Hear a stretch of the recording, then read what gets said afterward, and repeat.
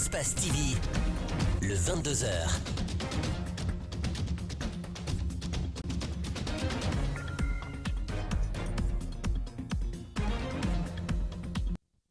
Nous sommes vendredi 9 octobre 2020. Mesdames et messieurs, bonsoir et merci de choisir Espace et Calac TV pour vous informer. Bienvenue dans cette nouvelle édition dont voici les têtes de chapitre. À la une de l'actualité présidentielle 2020 en Guinée, l'UFDG a présenté ce vendredi son projet de société à Conakry sur le premier domaine qui concerne la gouvernance politique et l'état de droit. Le parti de Cellou Dalein Diallo s'engage à apporter des réformes dans le landerneau politique et dans l'administration territoriale. Précision à suivre dans cette édition d'information. Et puis, un mort et des blessés, c'est le bilan d'une attaque à main armée dans la nuit de jeudi à vendredi à Tombolia, dans la commune de Matoto. La concession d'Abou Keïta dans le secteur Samouraya a été la cible des malfrats. Après avoir dépouillé la maison, des hommes armés ont tiré à bout portant sur l'homme qui a trouvé la mort par la suite. L'actualité africaine fortement dominée au Mali par la libération de Soumaïla Cissé, figure de l'opposition. Il avait été enlevé le 25 mars alors qu'il faisait campagne pour les élections législatives dans la région de Tombouctou. Et c'est tout pour les titres. Bienvenue à tous. Encore une fois, merci de votre fidélité à Espace et à Calac TV. Tout d'abord, l'UFDG a présenté son projet de société ce vendredi à Conakry et c'est son vice-président qui a livré le contenu du document devant la presse nationale et internationale. Un document, vous allez le voir, qui se résume en 3 domaines d'action et 17 axes stratégiques. La présentation de ce support intervient au moment où le leader du parti est en campagne à l'intérieur du pays. Djibril Ba et Abdoulaye Kamara signent ce reportage. D'abord, les cadres du parti rappellent que c'est un projet de société réactualisé qui se veut un guide, une orientation, mais aussi un rassembleur. Sous le régime de l'UFDG, la communication entre les Guinéens sera intensifiée. Les parcelles sociales densifiées et les occasions de dialogue multipliées au profit de l'éclosion d'une société nouvelle et dynamique, ouverte aux apports fécondants de la civilisation moderne, mais enracinée dans les valeurs authentiques de la culture nationale. De la bonne gouvernance à l'état de droit en passant par la démocratie, l'indépendance de la justice et la réorganisation des forces de sécurité, Fodé Oussou explique les domaines d'action. Le projet de société comprend 3 domaines d'action, 17 axes stratégiques et une 50aine d'actions principales qui doivent concourir à la transformation du pays. Dans le document de 108 pages, la jeunesse, les femmes occupent une place de choix, selon le vice-président de l'UFDG. Dans cette société en refondation, les jeunes et les femmes auront une place de choix. Ils seront les principaux animateurs d'une société civile libre et porteuse d'initiatives productrices de valeur ajoutée. S'assurer que les personnes âgées soient en bonne santé et participent activement au bien-être de tous demeure aussi un objectif prioritaire de l'UFDG. Des perspectives prometteuses seront concrétisées, gage du renforcement de la cohésion sociale et de l'unité nationale, a-t-il conclu. Voilà le reportage donc signé Djibril Ba. Et puis la cohésion sociale pendant cette période électorale demeure une préoccupation pour les Guinéens. L'occasion est donc saisie par le club des Métis pour la prévention des conflits et le maintien de la paix pour échanger avec les journalistes sur la nécessité de préserver la paix en Guinée. Reportage Marissa Kamara et Mohamed Alseni Kamara. Inquiets pour l'avenir de la Guinée pendant cette période électorale, les religieux, l'administration publique sont la cible des membres du club de Métis pour la prévention des conflits et le maintien de la paix sociale. Nous sommes dans la période de campagne en vue de la présidentielle du 18 octobre. Déjà, nous constatons comme en 2010, à des prémices de cas de violence, d'affrontements et avant tout d'abord des discours haineux aux relents ethniques et communautaristes comme on l'a déjà constaté. Et nous ne pouvions pas rester indifférents face à cette situation. sans pour autant interpeller les uns et les autres devant leurs responsabilités. Et c'est pour cela qu'à l'occasion de cette déclaration que nous avons faite, nous avons, après avoir fait le constat malheureux que les discours de haine à base ethnique prennent le dessus sur la raison et sur la contradiction des programmes, nous avons interpellé avant tout le président de la République de pouvoir faire la différence entre ses fonctions de chef de l'État et de garant de la paix et son statut de candidat. 102 ONG sont disponibles pour la sensibilisation sur la campagne électorale. L'objectif de ces structures est de lutter contre l'instrumentalisation des jeunes. C'est les jeunes qui sont utilisés comme des instruments par des partis politiques. Ils n'acceptent pas de tomber dans ces mêmes pièges. Aujourd'hui, nous avons signé une convention de partenariat avec 102 ONG qui sont maintenant là sur le terrain en train de faire la campagne de sensibilisation sur la campagne électorale non violence et apaisée. Le Club des Métis invite les candidats engagés dans la course électorale d'éviter les propos ethniques et de comportements qui compromettent l'unité nationale. Dans le reste de l'actualité nationale, le projet de soutien au système sanitaire P3SN en collaboration avec le ministère de la Santé sur financement du gouvernement italien vient de boucler une formation de renforcement de capacité à l'intention des districts sanitaires de la région de Bokeh. Au cours de cette session thématique, plusieurs thématiques ont été abordées par les participants, Fatoumata Bailaouba et Salifou Lifou Sissé. Ils sont au total 75 membres du personnel de santé à bénéficier de cette formation axée sur la santé de la mère, du nouveau-né et de l'enfant, la surveillance épidémiologique, le triage des maladies à potentiel épidémique, les urgences cliniques et la gestion du système de santé. Le tout assuré par les équipes du district sanitaire de Bokeh sous la supervision des hauts cadres du ministère de Santé, de la coordination du projet P3SN sur financement du gouvernement italien. J'ai la ferme conviction que les participants ont été dotés en suffisance de capacités qui vont les permettre d'intervenir très efficacement dans la surveillance épidémiologique des maladies à potentiel épidémique et la riposte. Les participants venus des structures sanitaires de la région sont rassurés et satisfaits de cette formation du projet P3SN. Ça s'est beaucoup amélioré parce qu'au sortir de cette formation, la formation là me permettrait maintenant de changer les travaux de routine.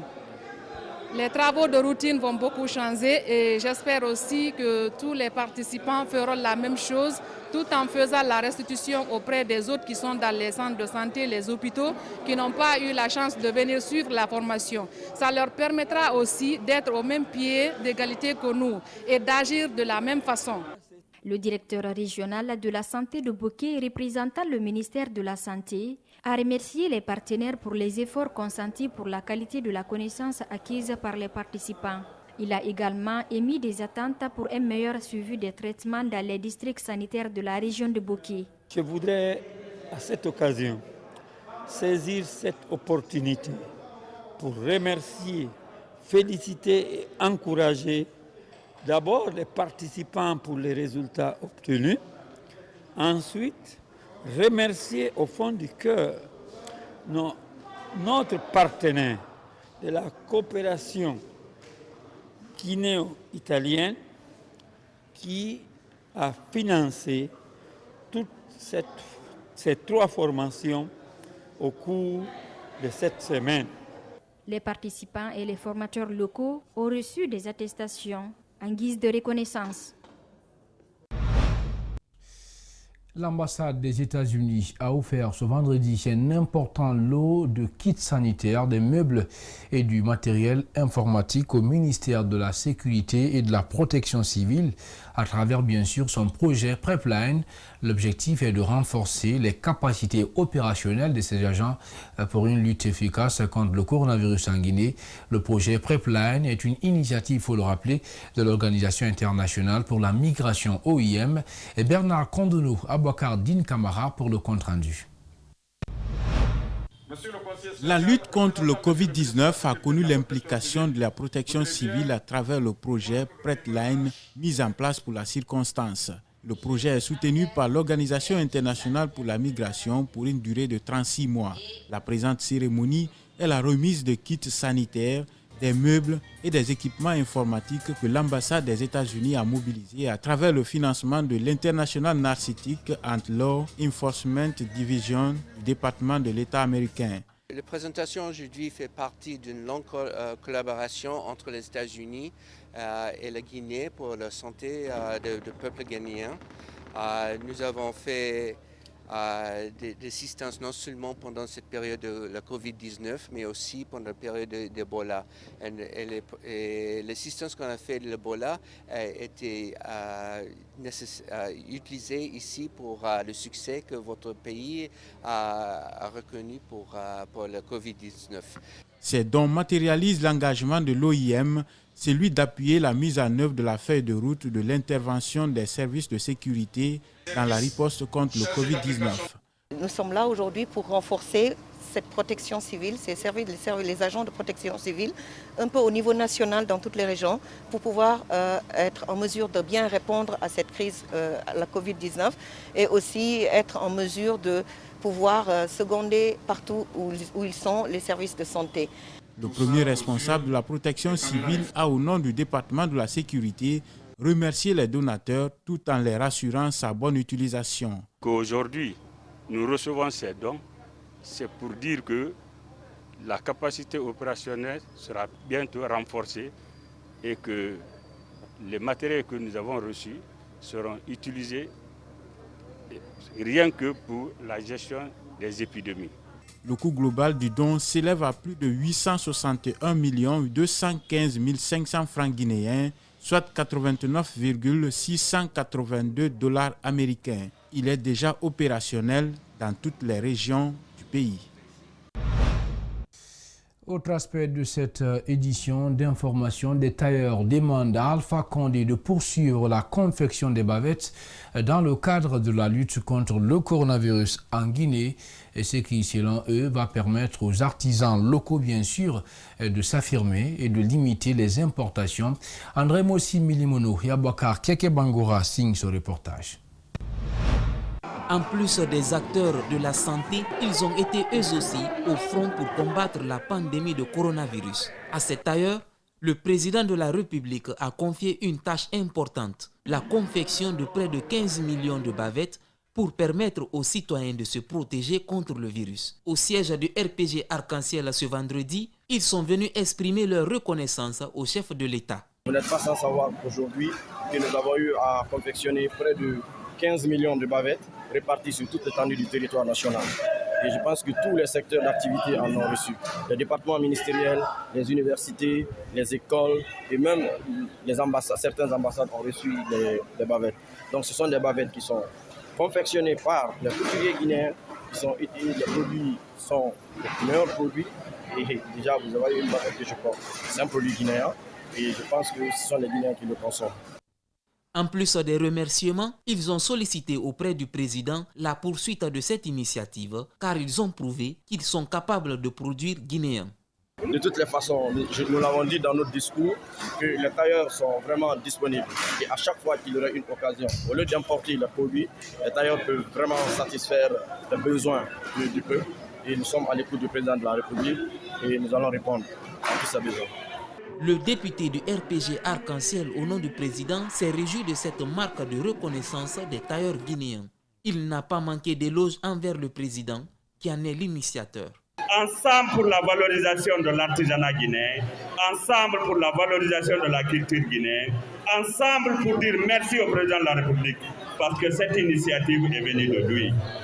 Au début de la pandémie, le président de la République avait appelé à une action citoyenne et collective pour bouter hors du pays le virus. À ce jour, plus de 1950 personnes ont contracté la maladie et 68 autres en sont mortes. Le port de bavette, même s'il a nettement diminué ces derniers temps, est fortement recommandé pour se prévenir contre le Covid-19, ce qui fait du travail de ces tailleurs une contribution non moins indispensable.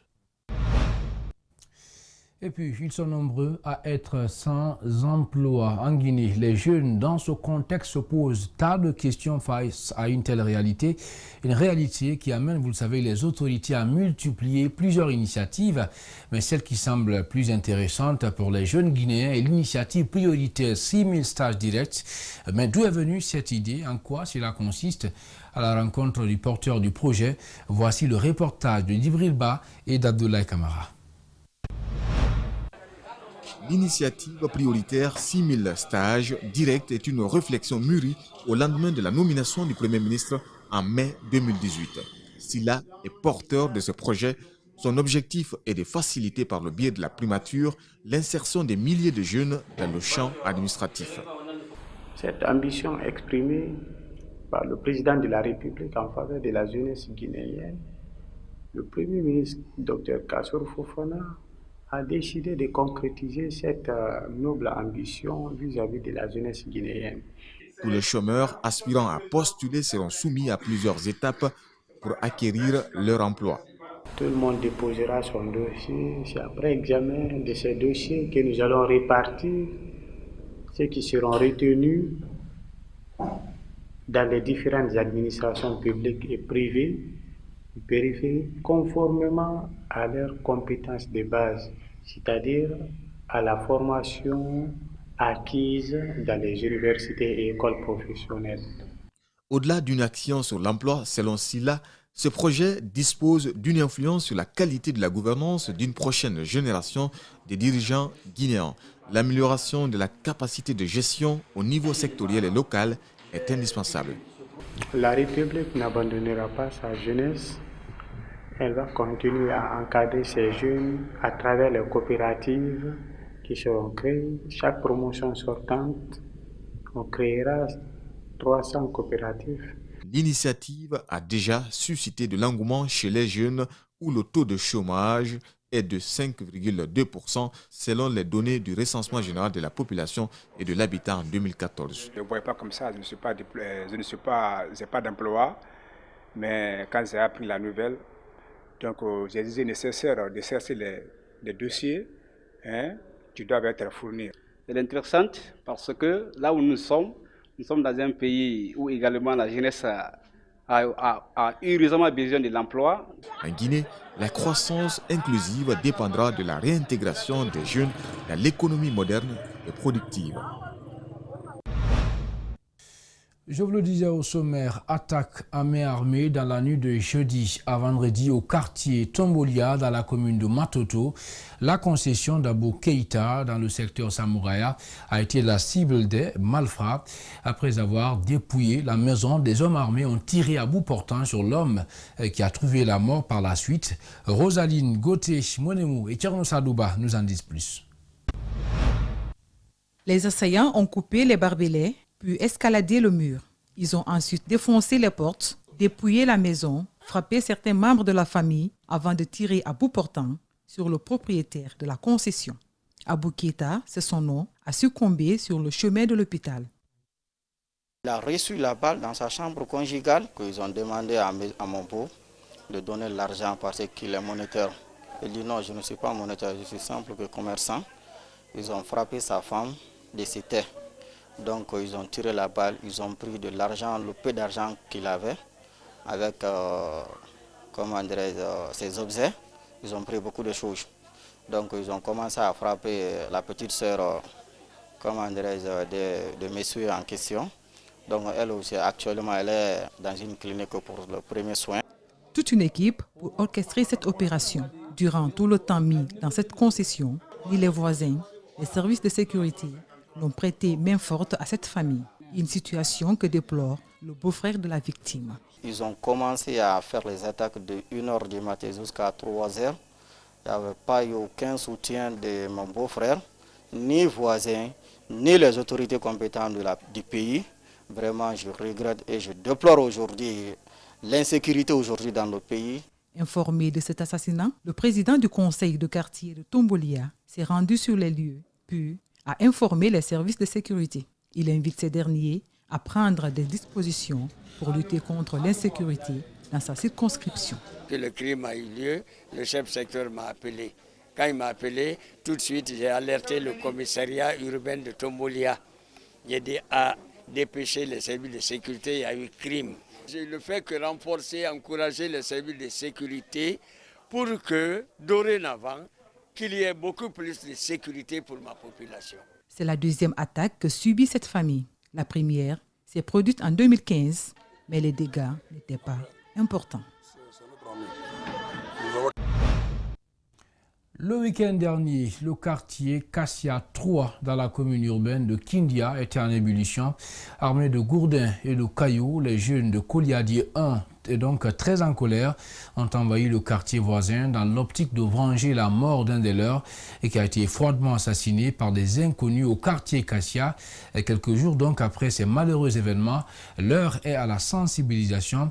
Reportage Abouakar Silla.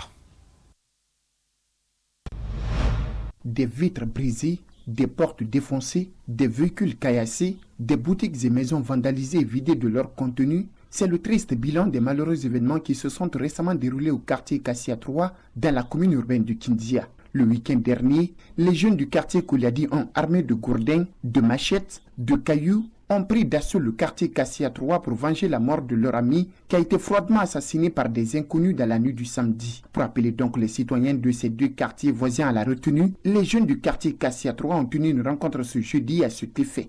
Cette rencontre est due à la sensibilisation d'abord des jeunes du quartier et à deuxième position, c'est donner la main. Le samedi dernier, le quartier Cassia 3 était en ébullition. Partout, les jeunes de Koliadi régnaient à maître seigneur absolu dans le quartier à la recherche des citoyens de Cassia qui étaient sur leur ligne de mire. Dans l'esprit des jeunes de Koliadi, ce sont les jeunes de Cassia qui seraient responsables de la mort de leur ami, chose qui a occasionné la violence dans le quartier. Pour ce jeune de Cassia, les citoyens de Koliadi en aucun cas ne doivent se rendre justice puisque l'autorité est là pour punir les auteurs de ces actes criminels. Il ne doit pas se rendre justice. Il y a l'autorité qui est là, qui doit juger les crimes.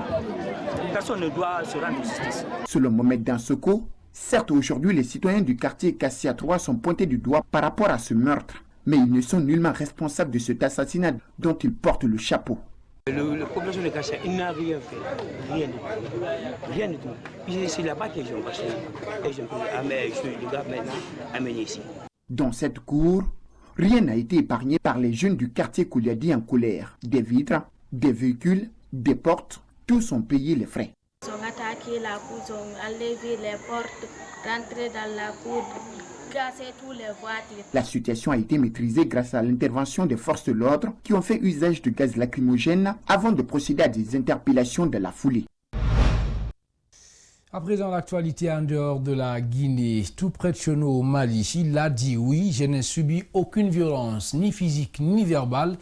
Soumaïla Cissé a été libérée, vous le savez, en même temps que la Française Sophie Petroline et deux Italiens, figure de l'opposition malienne. Il avait été enlevé le 25 mars dernier, alors qu'il faisait campagne pour les élections législatives dans la région de Tombouctou. Suivez ces précisions.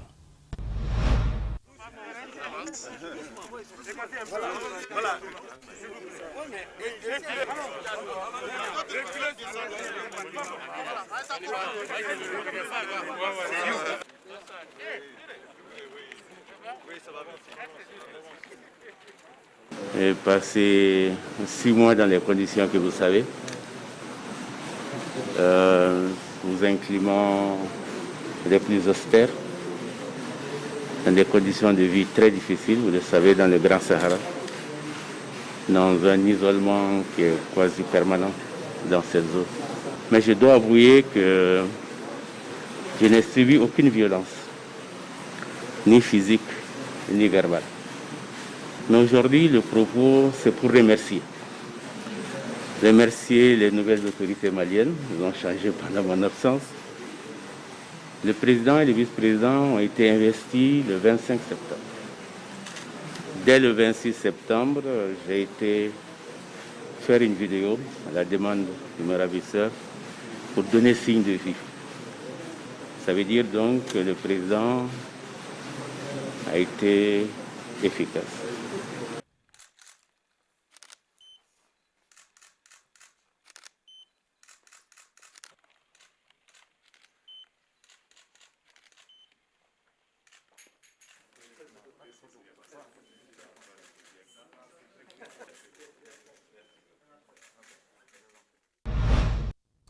Voilà, toujours dans l'actualité africaine, même au ralenti, les activités culturelles reprennent peu à peu sur le continent, et tandis que la deuxième vague de coronavirus pousse certains pays européens vers la fermeture des lieux de loisirs et l'interdiction des événements accueillant plus de 1000 personnes. Suivez.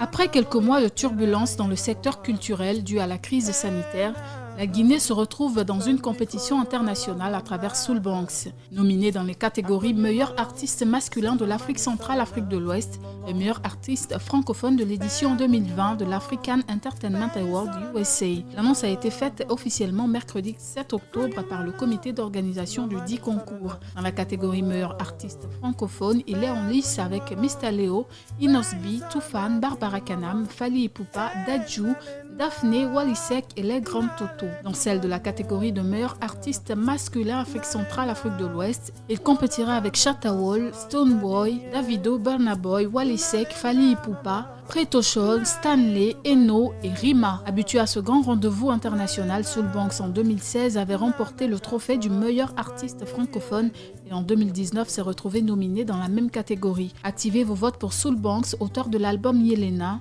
Vous trouverez toutes les informations pour les votes à partir de sa page Facebook. Dans l'optique d'immortaliser les icônes du secteur culturel, la structure de Fadjidi organise ce samedi 10 octobre chez Alpha VIP une soirée gala dédiée à l'artiste Binta Lalisso.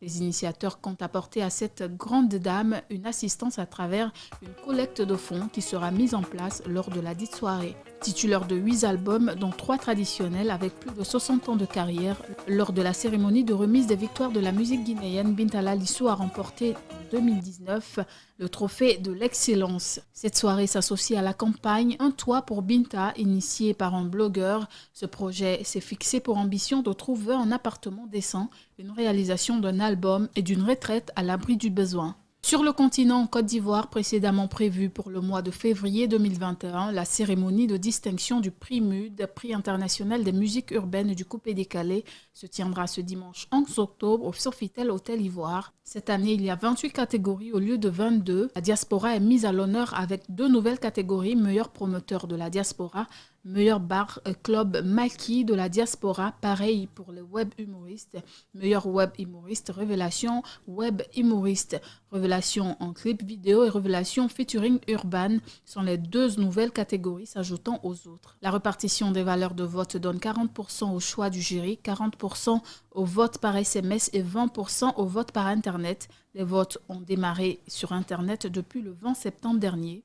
Rappelez que la Guinée sera représentée à travers la nomination de Kondiakora, Oudi Premier et Grand P dans la catégorie meilleur artiste de l'Afrique de l'Ouest. En France, 4 jours avant l'ouverture de la Foire internationale de Toulouse, l'événement a été annulé le lundi 21 septembre. Une décision radicale qui fait suite à l'annonce de nouvelles restrictions à Toulouse et en Haute-Garonne pour stopper la propagation de l'épidémie de Covid-19. La préfecture a décidé que les événements rassemblant plus de 1000 personnes étaient désormais interdits sur l'ensemble du département de la Haute-Garonne. Une décision qui fait effet d'une bombe pour les organisateurs qui préparaient la foire depuis des semaines et se faisaient une joie d'investir le nouveau parc des expositions de Toulouse, fraîchement inauguré après des mois de travaux. Le groupe se dit projeté maintenant sur l'organisation de l'édition 2021 de la Foire internationale de Toulouse qui se déroulera au MIT, nouveau parc des expositions. Les commerçants qui se sont inscrits ne cachent pas leur colère et leur incompréhension. Certains exposants ne vivent que de foires et des salons. L'annulation de la Foire internationale de Toulouse est une vraie catastrophe pour ces petits commerçants. Une crève-cœur pour ces commerçants qui espéraient rebondir économiquement après des mois sans activité. Le salon de l'immobilier de Toulouse, qui devait se tenir du 2 au 4 octobre au nouveau parc des expositions, a lui aussi été annulé. Ses organisateurs annoncent qu'il est reporté au printemps 2021. La prochaine édition se tiendra du 12 au 14 mars 2021. Voilà, mesdames et messieurs, c'est ce élément de Balarissa Kouyaté qui met fin à cette édition d'information. Une édition réalisée par Mohamed Valek Touré. Elle a été conduite à la régie et au cadrage par le très discret Lamine Sidibé, assisté de Nalaï Sidibé et d'Abakar Foté Souma. Merci à tous de l'avoir suivi. Et dans un instant, c'est le journal de campagne que vous allez suivre sur Espace et Kalac TV. Un journal dominé, il faut le rappeler, ce vendredi par la tournée de l'UFDG et du PADES à l'intérieur du pays. Prenez soin de vous où que vous soyez dans le monde en compagnie des programmes d'Espace et de Kalac TV. Bonsoir.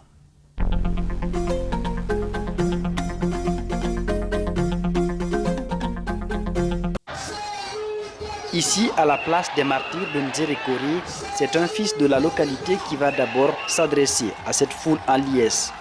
Docteur Zotomou, dont la candidature a été invalidée. Pour redresser ce pays, il faut des cadres de valeur. Et je vais vous dire que M. Selou Dalen Diallo est un cadre connaisseur de dossiers. À la différence des cadres que vous voyez aujourd'hui, qui suivent le président parce qu'ils ont des strapontins et ils ne peuvent pas faire le travail parce qu'ils ne méritent pas les places qu'ils ont. Là, le sujet qui a le plus suscité d'ovation, c'est le retour éventuel de l'ancien chef de la junte militaire, Moussa Dadis Camara. C'est le Dalen Diallo promet de le ramener s'il est élu président. Le capitaine Dadis Camara, il a un exil malgré lui. Il s'est engagé à revenir dans son pays, le pays de ses ancêtres. Il a pris un billet d'avion pour venir rentrer en Guinée et participer à la manifestation de la vérité dans le cadre du problème du 28 septembre. Alpha Condé et son réseau mafieux ont détourné l'avion, ont interdit à un Guinéen d'entrer dans le territoire guinéen. Est-ce que ça c'est bon? Lorsque je serai président, mon frère, le capitaine Dadis, retrouvera la paix.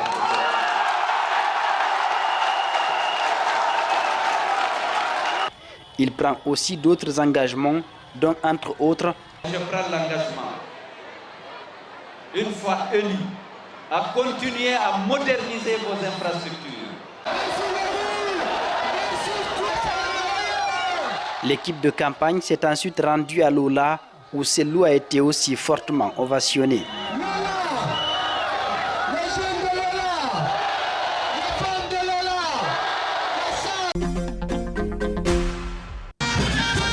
C'est un public bon enfant, déterminé à accompagner le professeur Alpha Condé dans son projet de premier mandat de la 4e République.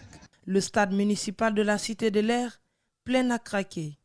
Ici, les projets futurs du chef de l'État en faveur des populations sont passés en premier lieu. Nous avons l'aménagement du terrain de proximité de Sans-Fil, la récupération de la maison des jeunes et la construction et équipement, la mise en place des projets d'insertion socio-professionnelle juvénile.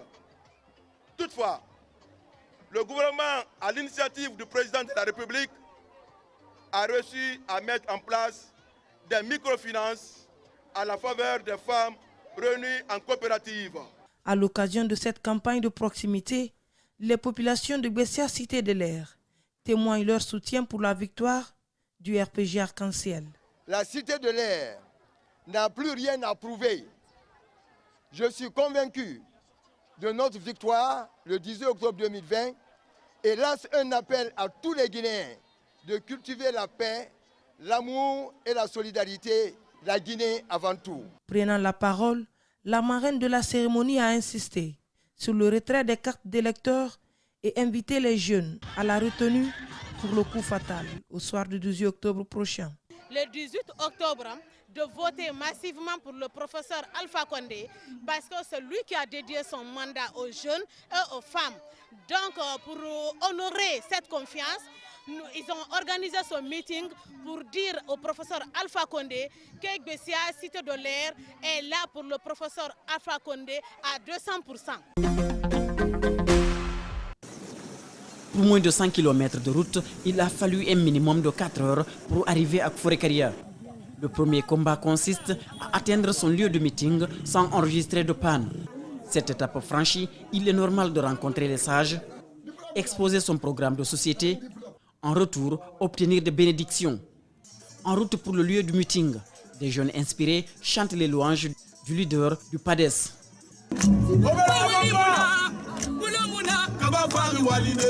Il y a quelques mois, je suis allé à Freetown. Lorsque je suis venu à la frontière, j'ai pris le goudron à la frontière jusqu'à Freetown.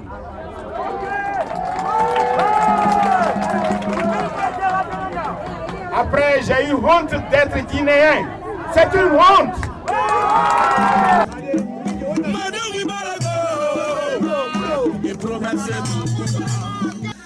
Forekaria ou la préfecture des premiers ministres, pourtant ses habitants n'ont pas bénéficié des infrastructures dignes depuis l'arrivée du régime Condé.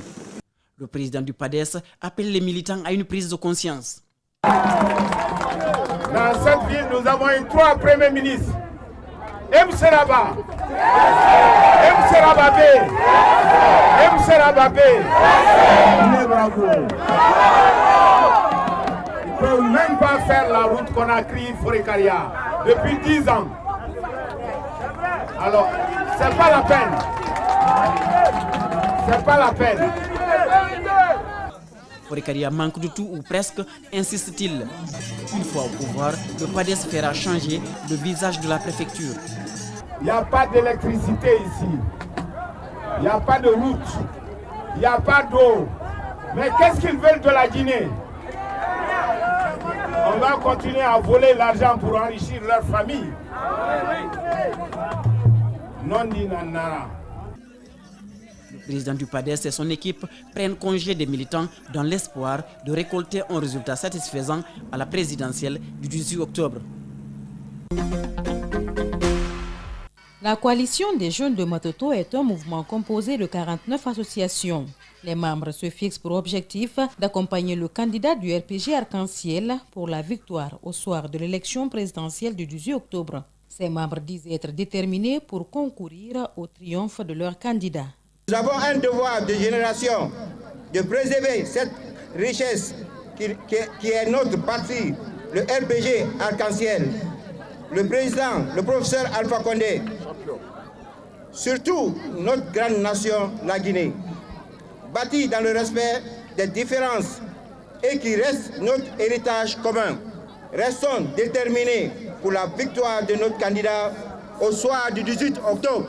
Le fanfare pour assurer l'ambiance. La chef de cabinet du ministère des droits et d'autonomisation des femmes, membre de la coordination régionale pour la zone de Conakry pour la victoire du candidat Alpha Condé, est largement revenue sur les acquis du président comme le rajeunissement et la féminisation de l'administration. Donc en termes d'acquis, vous pouvez le constater, on parle de l'électrification, on parle de l'énergie. Moi-même, je suis une preuve palpable de ce projet rajeunir et féminiser l'administration publique. Je félicite les femmes qui sont là et je veux leur dire qu'une action forte a été menée en faveur des femmes. Les cadres du parti présents à cette cérémonie promettent 70% des voix au candidat Alpha Condé dans la commune de Matoto. Le président aura 250 000 voix.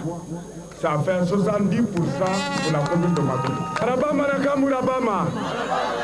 Ils invitent les citoyens à retirer leur carte d'électeur afin de voter massivement pour le candidat du RPG Arc-en-Ciel.